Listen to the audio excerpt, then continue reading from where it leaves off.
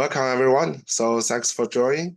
So by way of introduction, I'm today's moderator. My name is Jerry Wang. So I'm of counsel in Kew Medicine's Shanghai office.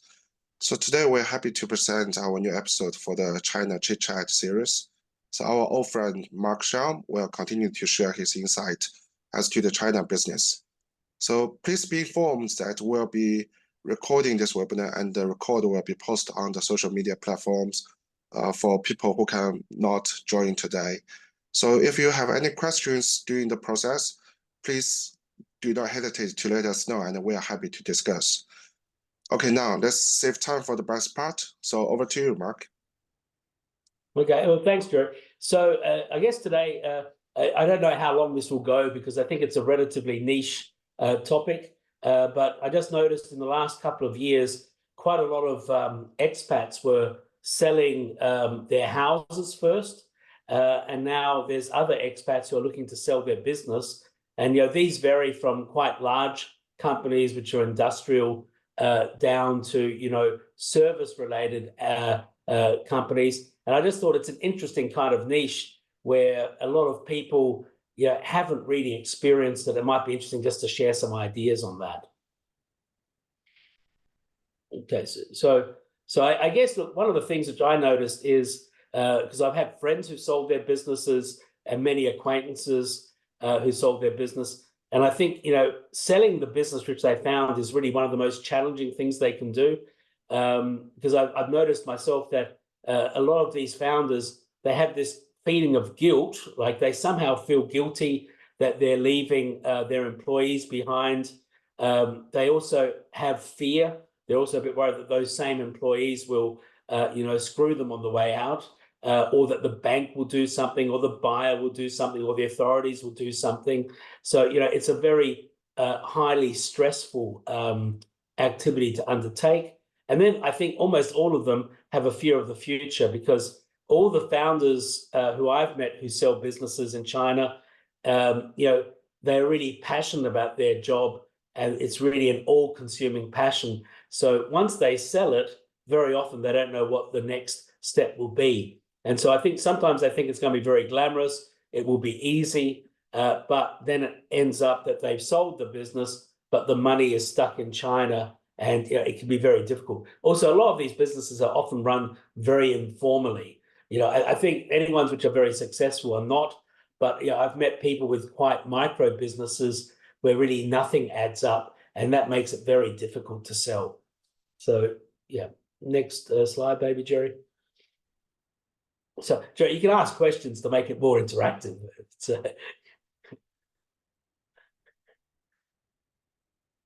You're on mute. Yeah, I guess the next slide will be about to team up for the China transactions.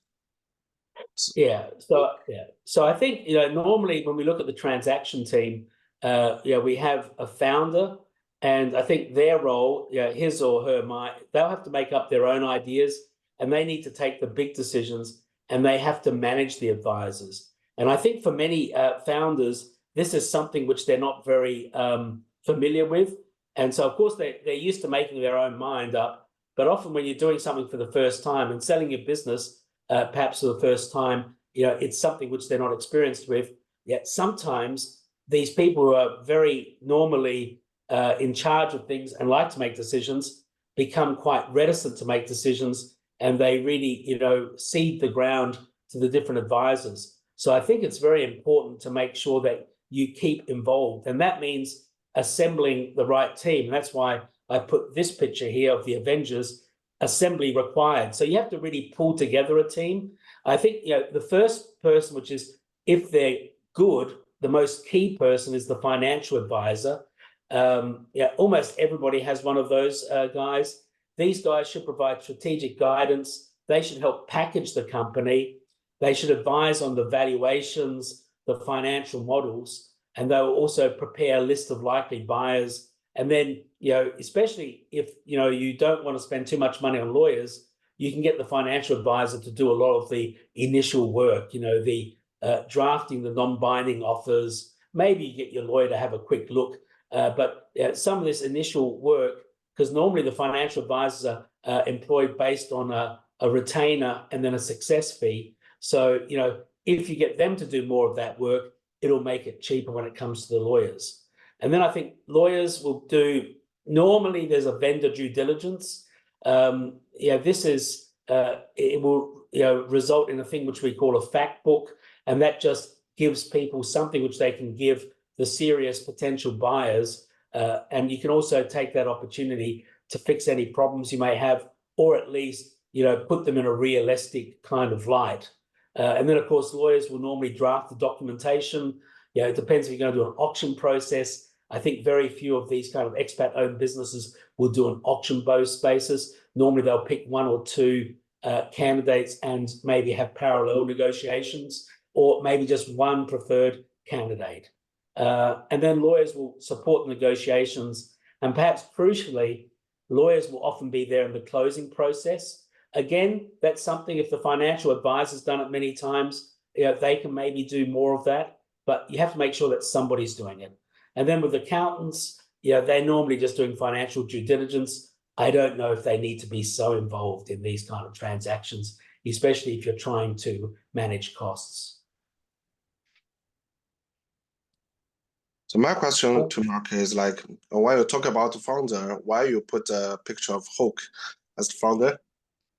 Well, the Hulk, he is, he can get aggressive. He can, and he can break a lot of things, I guess. I don't really know why I put the Hulk there, but I guess he should be the alpha person in the room. So they'll have to select the advisors. I know this is a little bit repetitive of what I first said, but the founder, it's really just to underscore that you can't just, hand over the discretion. It's, probably your business, or you're the main shareholder, and, you have to take responsibility to make sure you find the right buyer, get paid, and all these things. And, just crying about the financial advisor or the lawyer, that won't really help you, because it's not a corporate deal. It's really a founder-led deal. So I think, they have to find people that they feel comfortable with, and they have to manage the process to a large degree. So what about FA? Yeah. So I think like again, I don't know why I put Captain America there. It was mostly because I wanted to keep Iron Man for the lawyer. But so I think with the advisor, normally the size of the expat-owned founded business will be not such that you have someone like Goldman Sachs or JP Morgan acting as a financial advisor. I think it's normally either a large Chinese local kind of advisory team, or it will be a boutique, often run by an expat.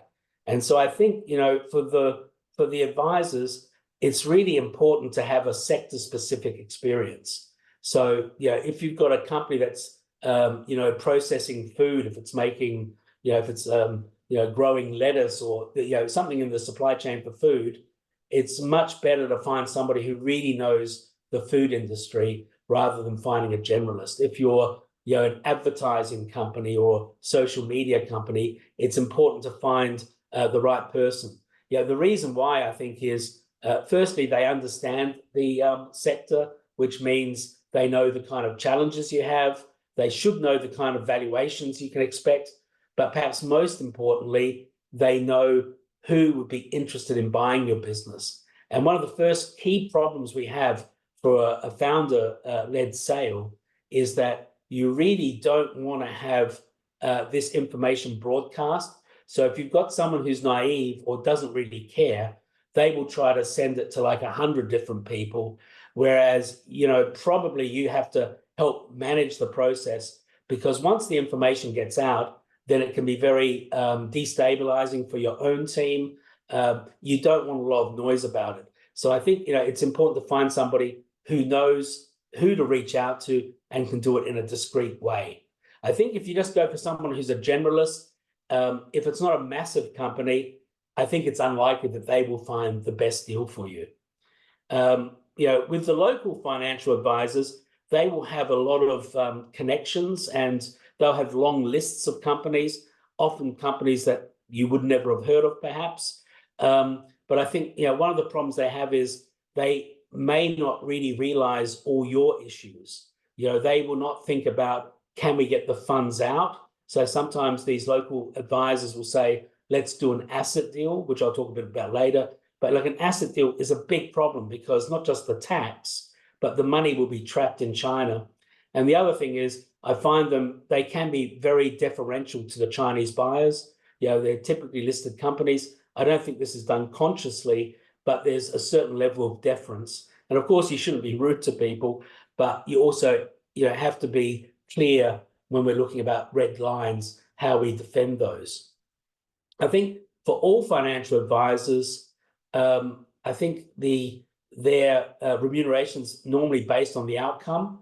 And so they're often solely motivated by the highest promised price, which I understand. If you hear this, you think, oh, well, that sounds good. I also want the highest price. I think the issue is, price is just one element when you're trying to sell the business. Probably even more important is certainty. Some people will care about how the business will be continued, but really knowing somebody who can deliver on what they promise is important. So, of course, the founder will have to make his own or her own decisions about who to sell to. But if it's a company that's already done a similar transaction, knows how to get the money overseas, is professionally run, has a in-house M&A team, the chance of this going smoothly is far higher than somebody doing it for the first time and it's just being done internally without any specialists. And so also I think the advisor has to manage the process. You have to stress to them confidentiality. You have to stress to them the certainty, if that's what you're looking for, and also how you structure the deal. We'll talk a bit about it later, but for example, asset deals are very bad, share deals, and let them think a bit about it. We've had a few cases where we had a Chinese buyer, and almost all of these companies will be Chinese buyers nowadays, I think. We had a few cases where the Chinese buyers had funds overseas, or they had an overseas entity that could buy the overseas company. And so that made it much easier from a transaction perspective, and the certainty was much greater.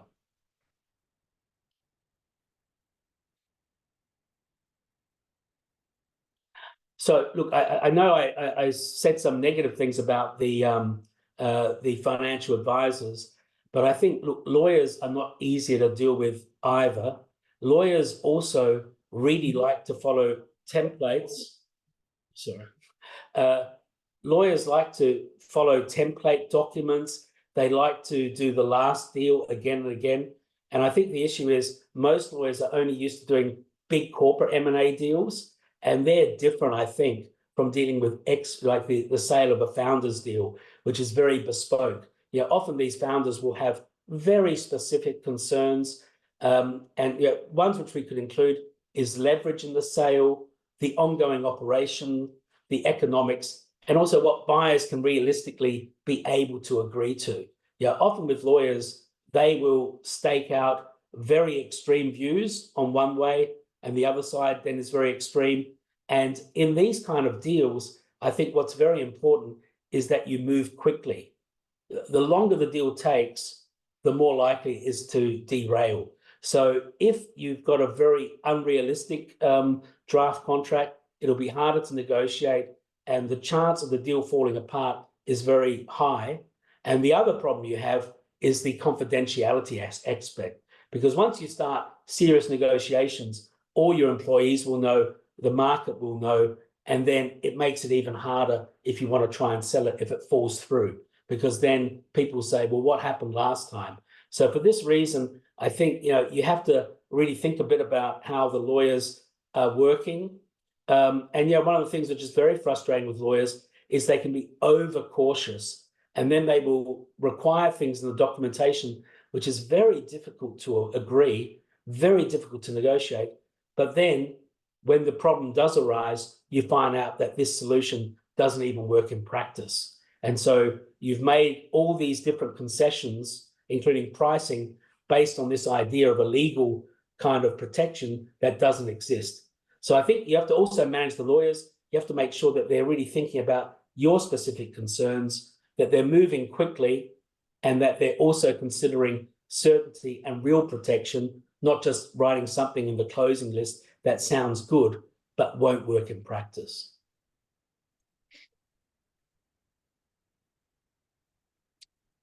Yeah, accountants, I find them very boring, so I didn't really want to talk about them much. So I think, we can go to the next slide, Jerry.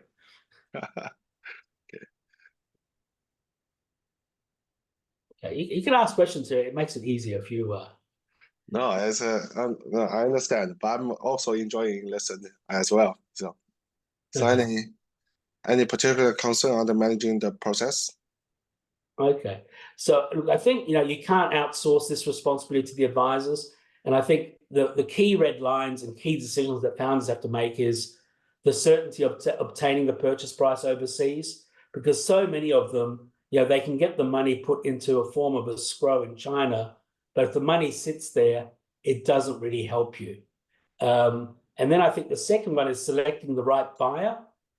Very often, because, like I said, almost all the buyers are going to be Chinese companies. Quite often, the founder knows the potential right buyer. They may have an existing relationship. They may have known each other for years. They may be a supplier or they may be a customer. These kind of buyers tend to be better. Of course, there's no scientifics to this, but if you know the buyer, that's normally a big positive. And then I guess really one of the most difficult things is the transition. So, in most of these kind of deals, the buyer will want certainty, which makes sense for them as well. They want to make sure, because very often the founder is very key to the business, that the founder will stay around for a while, sometimes as a manager, sometimes as a shareholder, or as both, which is probably most common. And in that period of time, it can be very, very difficult because, like I said, most of these businesses are very founder driven. And then, if you wake up one day and you're no longer really the boss and everybody can smell that you're now no longer the 100% shareholder, you only own, say, 20%, and you're on the way out to retirement in Switzerland or Thailand or something, people can sense this. And so this can really also be complicated. We'll talk about that a little bit later. But this is something people shouldn't underestimate, is the transition. How long you think you could do this. You have to get ready to work out what kind of rights you will have to manage the business. And very often, the remuneration you receive for the remaining payment will be based on certain KPIs. But the tension there is you may not be able to fully implement the management the way you like to do it. And then I guess the other kind of key red line is the securing of payment. So I think the founders very often, they have to set the pace. They have to be annoying to everybody because really they want the project to run quickly and smoothly. And it's easy for advisors to slow things down. So I think one of the main things in managing the process is, being realistic, but you have to kind of nag people a bit, get them to move quickly. So I think, if you want to optimize your process, have a clear strategy, understand what's possible, try to gameplay different scenarios in your head, put together the team of advisors that you can trust, make sure that everybody's well briefed about your business and what you want to achieve, and then, carefully select the buyer. Like I mentioned, it's not just about the highest price, but integrity and capability. So I think these things, the founders should do this before they even kick off the process. So they should really get some advice about, or think about themselves, what do they want to achieve, but also talk to people who maybe done this in practice. That's the best. If you know some founders who've sold a business, talk to them about what went well, what they should have done differently, and spend a bit of time getting ready. Because if you want the process to move quickly, you really won't have time to ask 100 questions, and then you'll get nervous because often the questions will be answered with something like, it depends, it could be like this, it could be like that. So I think it's important to be very well prepared before you kick off the process.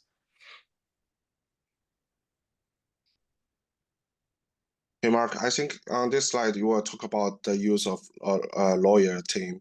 So, how do you think we can like balance the use of lawyers during the whole process of the transaction? Yeah. So look, I know, yeah, people will say this is probably self-interest, but I think lowest price, for the highest price isn't always the best deal for selling the business, but the lowest price isn't always the best deal either. And so I know most founders who I've met, even ones who are very rich, are very cheap. This may be why they were successful. And they also seek this thing called the fee cap. Now, the problem is, and this, I didn't design this, but I put in the two little blue bubbles. The problem is people will think, I agree a fee cap, and it's like buying, I don't know, a coffee latte, that you know exactly what you're getting, and it's nice. The problem is, if you agree the fee cap with the lawyer, they will typically burn through the fee cap during the initial stages, which is actually not very interesting. I mean, I think, if we look at really what is the most crucial time in a transaction, it will be not the vendor due diligence, and yeah, vendor due diligence is for lawyers like the bread basket at the Italian restaurant. They'll just continue to eat it, eat it, eat it, just keeps going and going. And I think in very few cases is there a massive amount of value. Yeah, everybody does do it to a certain stage, but if I was designing something, I would really limit. If I had a limited budget, I would limit the money I spent on the vendor due diligence. I would spend more money on the transaction documentation and make sure that people really understand it and check who the buyer is. And then I think the closing, because if it's the typical kind of transaction, it will be a Chinese buyer. They don't have money offshore, so we will need the Chinese buyer to assist in order to get the funds offshore. And of course, you can tie up the funds, etc., but there is no unilateral silver bullet that will solve everything. Even if you get the money in escrow, almost always the banks will want approval from both sides before the money goes out. So you have to think of ways to maintain leverage and all these things. So you really need people to think about it. And I think if you want to manage the budget to a degree, I think you should really find out, get the financial advisor to do more in the initial stages, but really save your legal spend for the documentation closing. And so here, I think this is interesting. I don't know who came up with the drawing, but it's very instructive. People will spend money on the beautiful rear end of the horse, but then for the complicated, crucial work, there's no budget. And I think Selena just asked a question about how much due diligence on the buyers. Yeah. I think, as I said, I think you'd have to know them. The financial advisor should know them. And, of course, one should perhaps check what their financials are. But the main due diligence is really not, whether they're, Boy Scouts or the greatest company ever. It's whether they're able to do this. And so if you can do it with a listed company, it's better than a private enterprise company or a small private owned enterprise company. If you can do it with somebody who's done a deal, it's better than doing it with somebody who hasn't done a deal. So I think it's not like a legal due diligence. It's more a commercial due diligence. Do they have the funds? Do they understand the process? How often have we seen in acquisitions overseas where the Chinese buyer, which was a big company but inexperienced, the foreign company thought they're going to get paid, and then the Chinese company at the last minute says, oh, we haven't got the financing in place. So I think you have to really do a commercial due diligence. Can they actually execute? And that would be mostly done by the FA.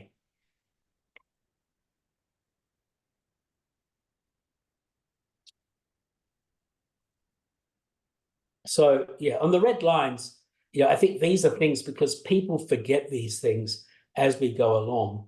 And so I know I said a lot, balancing valuations against certainty.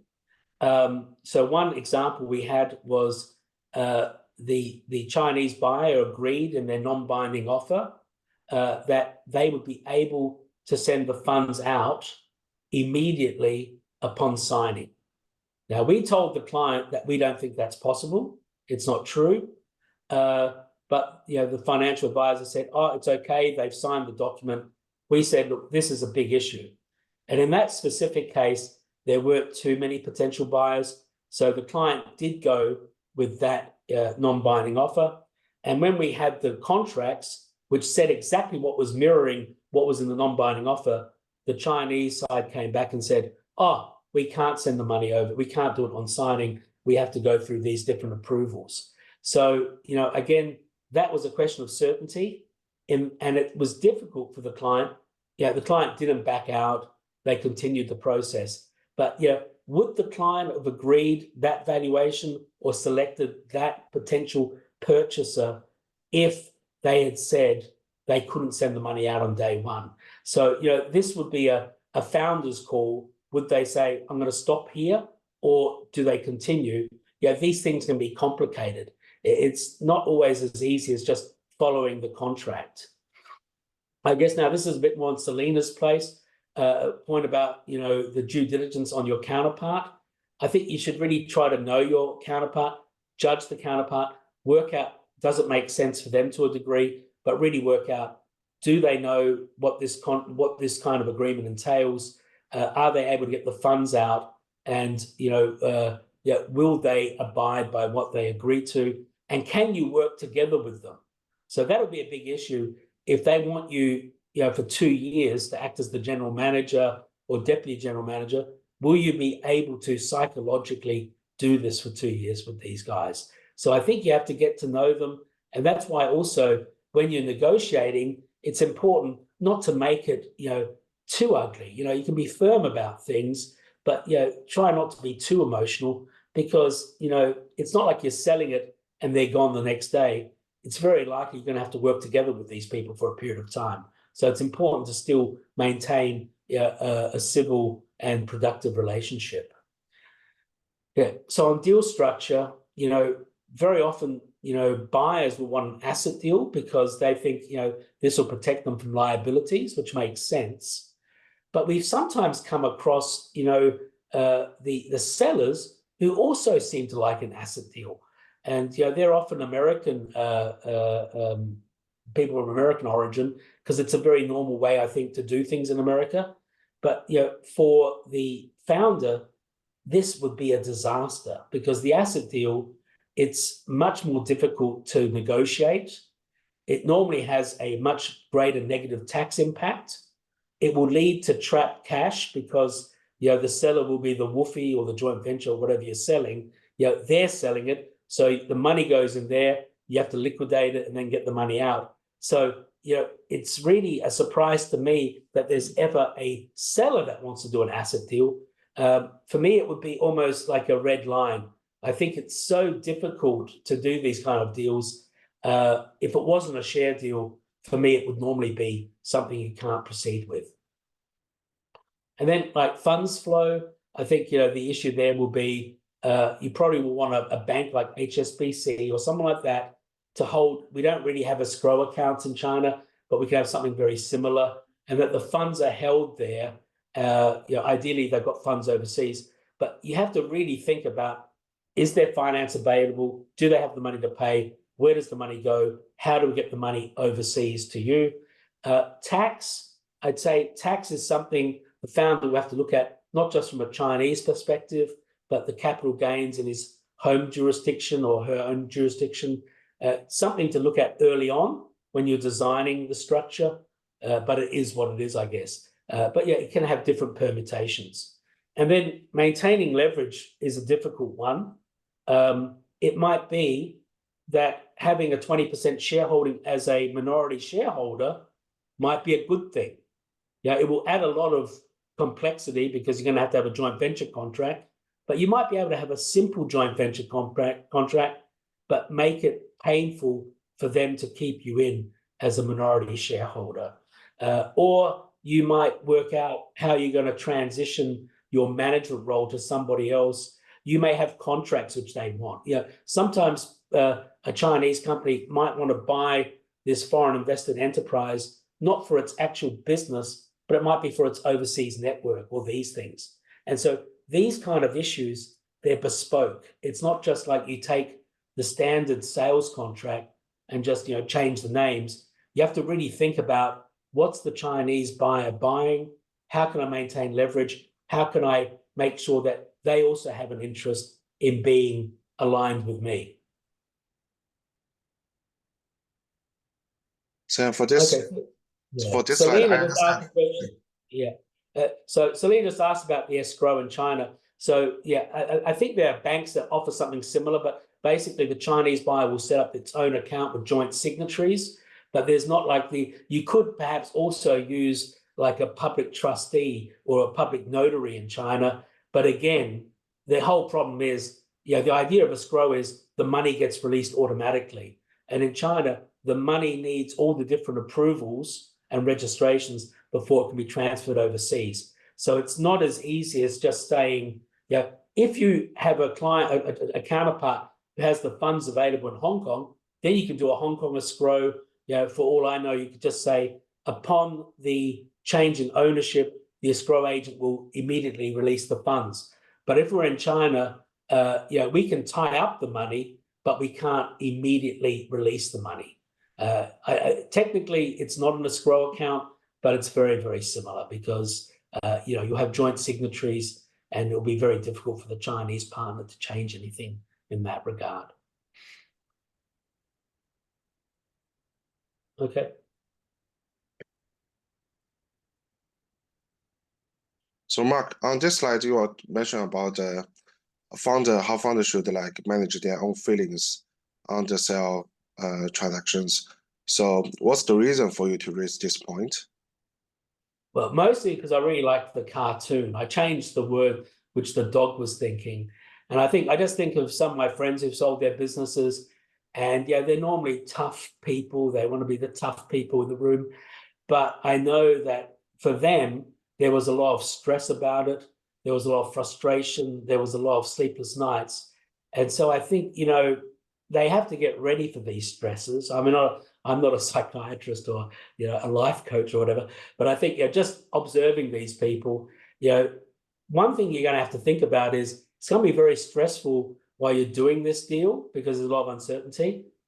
But after the deal, you might find it very frustrating that people run the business in a very different way. And normally it's worse. I think even in big M&A deals, if Procter & Gamble buys a founder-led company in America, normally they destroy whatever's special about that company. It's just the manner of the beast of corporates is, they often can't deal with small bespoke type companies.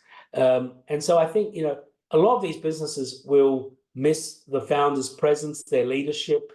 And the problem is in many transitions, part of your remuneration will be aligned to this, and you'll get frustrated because you would think it would operate better if people would listen to you, but people don't listen to you.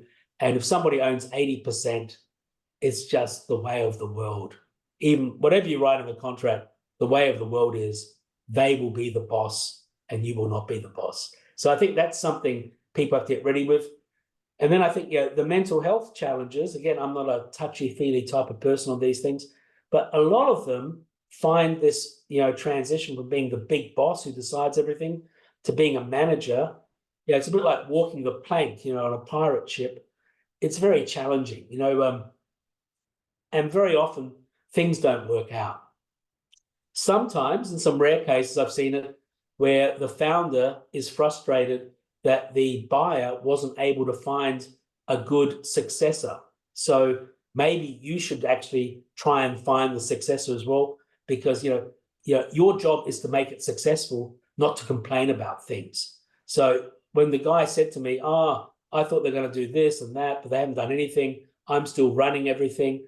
I said to him, well, your problem is you like it that way and you like to complain, but you have to get out. So if you don't find a successor, you're not going to get out very easily. So you have to do these kind of things as well. And then I guess a lot of these people have a healthy ego, and they often see the company as really an extension of themselves. And so it can be very difficult to, when they're walking in the office, all the employees get excited and they, fawn over them. to like they walk in and the employees start yawning and they play Minesweeper or something or look at their phones. So I think founders are happy if they have another business. I can't read what's at the bottom. I think it's about the spouse. I think the other thing which I found is, because I know quite a lot of these founders, the only people who suffer more than the founder is often the spouse, because they never realized that it was much better to have the founder busy somewhere else. But when the founder's at home all day and is resentful, they find it very difficult. So yeah, I know it's not a normal kind of legal issue, but these are the kind of issues I think people have to think a bit about. Yeah. Happy wife, happy life. Yeah. Yeah, well, yes. Oh, we didn't have a summary slide. I didn't think about that. But so does that make sense to you, Jerry? Do you have any questions or? Yeah, I'm quite familiar because we talk all the time. So I think I got the points quite well. So any others have any questions to raise up? If yes, please. Okay. So Selena No. asked, how many of such transactions take place? I mean, I think it's impossible for me to know. I think I think they're going to happen more now. I think if you look at all the expats that started businesses, I think the first one which I met was maybe 10, 15 years ago. There were people selling stuff. Back in those days, it was often factory-related businesses. I think now the majority of expat-owned businesses probably are interested at some stage in selling. Because I think, as you get older, and all these people would be getting older, they probably don't feel they could retire to China. So, look, I mean, I don't know everybody, obviously, but I'd say in China, I would know maybe 5 people actively looking to trying to sell their business at the moment. Selena's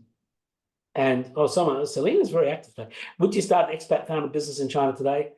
I don't know if these people still exist. I think it's normally it was people that were in China and they found a niche. They were working for someone else and then started a niche. I think it's difficult now because there's not that many of those expats. I think if expats recover, then this will come again. But it was a very grassroots business. Almost all of them started the business in China, and it grew rapidly. Some of them were sold for hundreds of millions of US dollars. Some were sold for a lot of money. So yeah, it's difficult to say. Is it frequent? I think it's frequent amongst the expat community. Okay, there was a question I missed, Jerry. It was too quick for Barry me. also raised an interesting question. So, what in your experience has been the most important reason for the M&A deals to fall through after all? So after the MBO, etc. Look, I think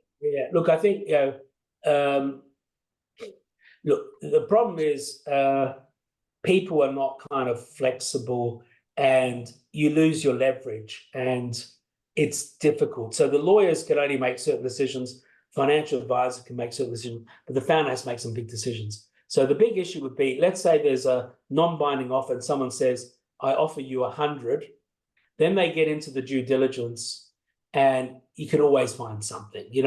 Let's say if you're buying a factory making chairs or whatever, there's a teapot is missing or something. So there can be this frustration that people chip away at the price.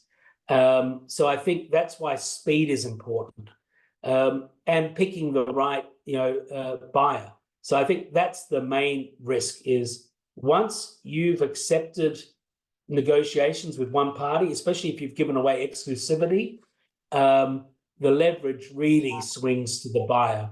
And then sometimes the seller gets frustrated by the chipping away because the price never goes up. The conditions never get easier. It's these kind of difficulties. Yeah. Also, Selena asked about what's the current situation regarding the capital outflows from China? So Selena recalled there are some restrictions and a lot of approvals one stage, but that was a few years ago. Yeah, I don't think it's changed too much. I think it's not as bad as people say. A lot of the problems are that people don't look at it in advance, and people think it'll be okay on the night. And it will be. Yeah, the main issue there is how you actually describe the purchase price. So the Chinese kind of regulations are always about certainty. So if you say the purchase price is 100, it better be 100. So these adjustments have to be very clearly what's the word for it? Clearly described. Also, if someone's doing a share deal, generally I have to check. I mean, someone should always check these things, but at least about a year ago, if a foreign invested enterprise becomes a domestic enterprise, that has to be registered with the tax authorities before the money can go out as well. So there are quite a lot of approvals, and you are reliant to a degree on the Chinese buyer to help you with these approvals if you want to move the funds offshore. So I think it's important, and the amount of approvals will depend on the bespoke case again. So if it's a listed company and it's a big deal for them, that will require some approvals. If it's a state-owned enterprise, that will require approvals on valuations. I don't think there's anything on a sector if you're buying it within China, but I think you have to really look at the exact bespoke issues and see if it affects anything. I don't think many of the expat businesses would be of such a size that there's an antitrust or monopoly review requirement. But the approvals need to be checked based on your business, who the buyer is, and what you want to achieve. Barry also asked, what are the particular intricacies of selling to a Chinese buyer with respect to the government approvals or not? Yeah, so I think that was actually just very much what I just said. So I think, in most cases, if it's state-owned, there might be issues on the valuation, but look, I've never seen a state-owned company really pay far too much for such a business. Valuations are an art, not a science. So I think you'll be able to find a reputable, correct valuation company to support the purchase price. So that's more something you should do. And you got to make sure you manage that process. So, for example, if they went off and did the purchase valuation without having all the information, and the valuer issues the report and it's lower than far lower than what you've agreed, then you've got a problem because they won't be able to rescind the valuation. So again, that's just a question of preparation, knowing what you're doing, knowing who you're dealing with, and then for the approvals, it is a process. I haven't seen any of these kind of deals ever be knocked back. But always, I think the Chinese buyer is in the same sector or it makes sense. So I think if it's a widely different sector, you might need to look at it. But I think if it's in the same kind of sector or aligned, I don't think it'll be a problem in practice. But these are things that need to be described in the documentation because this is how you're going to get the money out at closing. So sometimes people have closing conditions which are impossible to fulfill. And that's very difficult because then the founder will say, well, we've agreed in the contract. And it's a difficult conversation to say, yeah, but you can't get it out because they can't get this paper until this happens. So I think, this is why these kind of issues, the closing needs to be really bespoke and thought through. Yeah, I think this is all. These are all the questions we have received. So, given the time restraint, so if anyone has any further questions, please do not hesitate to contact Mark Shaw with the emails. I guess most of you have his emails already. So hope everyone enjoys today's webinar. So and we keep in touch, and we'll be preparing for the next episode. So we'll be meeting you again shortly. Thanks, Jerry. Yeah. Thanks, everyone. Okay, bye.